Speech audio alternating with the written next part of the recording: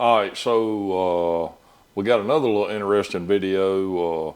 We got some honing tech, and we're gonna do some inspection. So it's kind of interesting. So hang loose, and we're gonna get into it.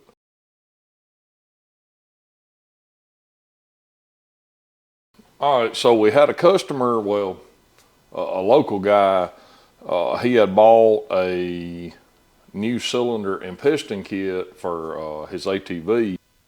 They put it all in, and I don't know. It ran a week or so, and it was smoking the whole time, but it just progressively got worse and worse and worse. So he pulled the cylinder back off and brought it over here. Just wanted me to look at it and see if I could make a determination about, why or what needed to happen to rectify the situation. So when I just glanced at the cylinder, you could see that the crosshatch just was entirely gone where the piston had been riding. And the piston wouldn't hurt, and I was like, man, that it just don't look like it's got any crosshatch to it. So I got the profilometer out, and I got a dial bore gauge out too, and I checked it, and that's got some problems too. But I run the profilometer through it, and I'm gonna bring you in here, and I'm gonna show you what we found. So if you can see, we got a RPK of 18 and a RVK of 10. So that's about a fourth, and it's the wrong way. So the RV should be bigger than the RP. So the RP is way too big, and the RV is way too little. And this is my cheat sheet. So this is what I use for pretty much whatever we doing, and this is kind of general purpose, more race stuff, and then like big boost diesel stuff. And you can see the RV should be like 40 45, and we're 10. The RP should be 8 to 12, and we're 18. And then the RK was 27, and it should be 30 to 35. So, I don't know. It's my understanding, and it may not be that way, but it's my understanding that this cylinder was, actually a brand new cylinder. So, it looks like that Nietzsche, I've seen that a lot. They just, whoever ordered a brand new cylinder and then got a piston from JE and then just sold the customer a piston kit and a brand new cylinder.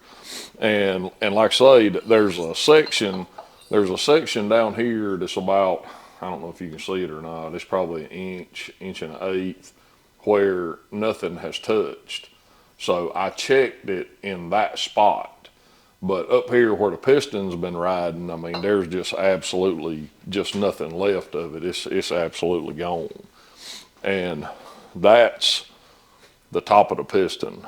And like I say, I mean, the skirts look good. I mean, there's no issue with the skirts, but the rings were completely gone. And I mean, it's just eating oil like just 40 going north. So when I checked the bore, so when I checked the bore, it was 2,000 side around. So I mean, that's obviously a problem too. So I feel like it should probably have 3.5 or 4 thousandths clearance on an air cooled deal, and for that size piston. And it had, it had 4 in the big spot and 2 in the small, because the out around. So it's just the moral of the story is, just cause it's new and they manufacture thousands of them doesn't mean it's right. And how in the world, I mean, you could even screw it up that bad? Just, I don't even know. I don't even know how you could even get those numbers. I mean, I checked some stuff that we had done with our old manual hone before we got a CK10, and it wasn't, it wasn't within spec, but it was still pretty good compared. But I ain't never seen nothing like that with the RV that small. So basically, the RV is what's holding the oil. So the piston and the rings are riding on a cushion of oil, and the RV is supplying that cushion. So the RV is so small in this cylinder that there's literally no cushion. It's just riding right on metal. So, but I'm going to fix it. Luckily, I got a little fixture and it ain't much to it. So it's just one cylinder, so I can fix it. I don't have time for this junk, but I felt like it would make a good video because, stuff like this happens a lot, and you send this back to wherever it come from, and they're gonna, oh, you didn't, X, Y, Z. It was something you done, when clearly it's a manufacturing problem, and the general public just doesn't have a way to check this stuff and verify that it's actually out of spec. And so, this is just one more example of a brand new component that's out of spec, and they're not going to warranty it, for whatever XYZ reason. So luckily, I feel confident that it's tight enough that we can make it round and not have excessive clearance. And so the piston's fine. I told them just get some rings and we'd hone it, and then they could just put it back together with fresh rings, and it should be fine. So, all right, I'm gonna get Andrew to edit this in here. I went ahead and finished this cylinder, and I got it done, and I rechecked it with the profilometer, and I'm gonna bring you in here and show you the cylinder, and I'm gonna show you what the profilometer says, and then we'll talk about it a second. All right, so we got the RV at 8 and the RP at 8, the RV at basically 39. And I was shooting for like 9 or 10 and 40, 42. But, and again, you can check 3 or 4 spots. It's just the way the profilometer is, and you'll get just slightly different readings.